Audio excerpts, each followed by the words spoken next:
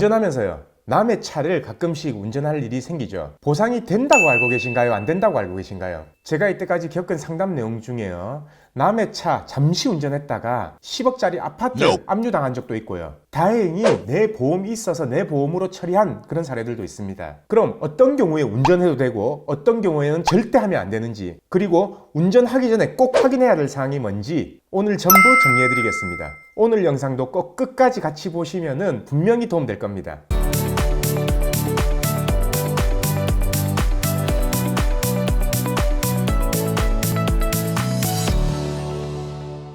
안녕하세요. 매일 새로운 정보를 드리는 채널 보상가배상TV입니다. 구독과 좋아요, 알림 설정은 꼭 부탁드립니다. 이런 말이 있죠. 차 키는 절대 남한테 주면 안 된다. 그럼 이 말이 왜 나왔는지 한번 알아볼까요? 먼저 예를 들어서 말씀을 드리면요, 내 친구가 차를 잠시 빌려달라고 해서 빌려줬습니다. 근데 그 친구가 만약에 내 차를 가지고 사고를 냈어요. 그러면 어떻게 될까요? 물론 경미한 사고면요 충분히 감당이 되겠지만요, 혹시 사망사고나 중상해 사고, 그리고 머리나 척추가 다쳐서 마비가 되는 사고, 이런 피해자들이 생겼다면요, 손해액은 5억이 넘어가는 것은 기본입니다. 그렇게 됐을 경우 친구가 사고를 냈지만 내가 차 쓰는 것을 허락을 했기 때문에 민사상 차주의 공동불법 행위가 적용될 수도 있고요. 그렇다면 연대채무에 의해서 피해자는 내한테도 손해배상 청구를 할 수가 있다는 얘기입니다. 만약에 손해가 5억이 발생했고 친구가 돈이 한 푼도 없다. 근데 나는 내 명의로 아파트가 있다라고 하면 내 아파트에 압류가 걸린다는 얘기예요. 왜냐하면 이 연대채무라는 거는요, 피해자 입장에서는 누구한테 청구하든 건 상관이 없거든요. 그래서 피해자 입장에서는요, 돈 있는 사람 한 명한테 몰아서 청구해버리면 된다는 얘기입니다. 그래서 차를 절대 빌려주면 안 된다라는 게 그것 때문이에요. 비단 이게 차뿐일까요? 오토바이, 전동 킥보드, 전기자전거 마찬가지입니다. 그럼 여기서 차 같은 경우에는 빌려줘도 되는 경우가 있는데요, 그건 바로 내 차에 종합보험이 가입되어 있으면서요, 한정특약이 안 걸려있다는 전제합니다. 이 한정특약이 뭔지는 아시죠? 연령 한정특약, 부부 한정특약, 1인 한정특약, 이거를 걸어놓지 않은 상태에서 누구나 운전으로 되어 있다면은 빌려줘도 상관은 없어요. 그리고 연령특약이 걸려있고 친구가 그 연령특약에서 운전할 수 있는 나이면은 관계없습니다. 그렇게 된다면 친구도 허락피보험자이기 때문에 내가 받을 수 있는 보장은 전부 다 받을 수 있는 거예요. 그래서 다른 사람한테 차키를 넘길 때는요, 내가 가입한 보험이 어떤 보험인가를 무조건 확인하셔야 됩니다. 근데 만약에 한 일주일 동안 빌려줘야 되는데 한정특약이 가입이 돼 있다.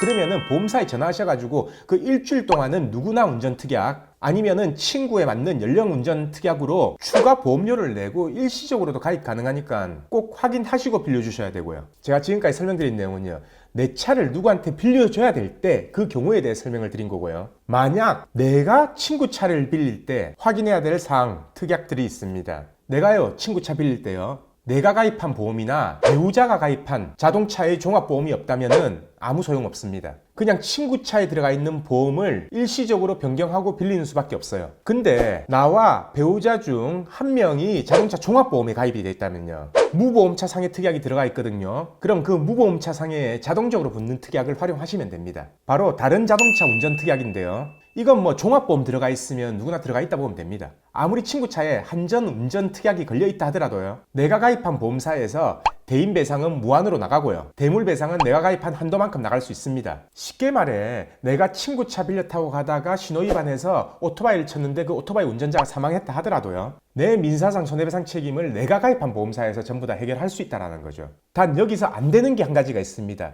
친구 차에 대한 보상은 안 됩니다. 이 점은 꼭 유의하셔야 되고요. 누군가의 차를 빌릴 때요, 내가 종합보험에 가입되어 있거나 배우자가 종합보험에 가입되어 있거나 둘 중에 한 명이 가입되어 있어도 부부가 공동으로 다 이 특약이 적용이 된다는 얘기입니다. 자, 그러면 내가 가입한 보험, 다른 자동차 운전담보특약에서 보상 안 되는 경우도 있습니다. 그 경우도 한번 알아봐야 되겠죠.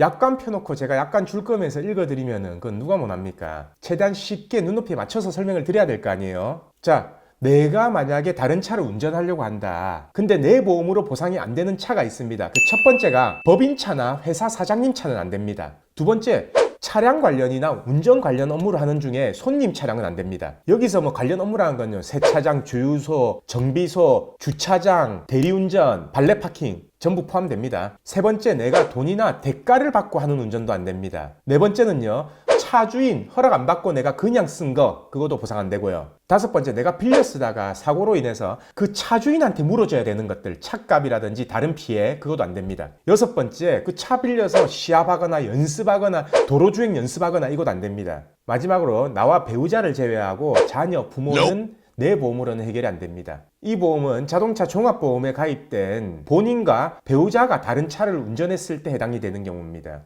그리고 배우자, 부모, 자녀의 차를 운전하는 경우도 이 특약 적용 안 됩니다.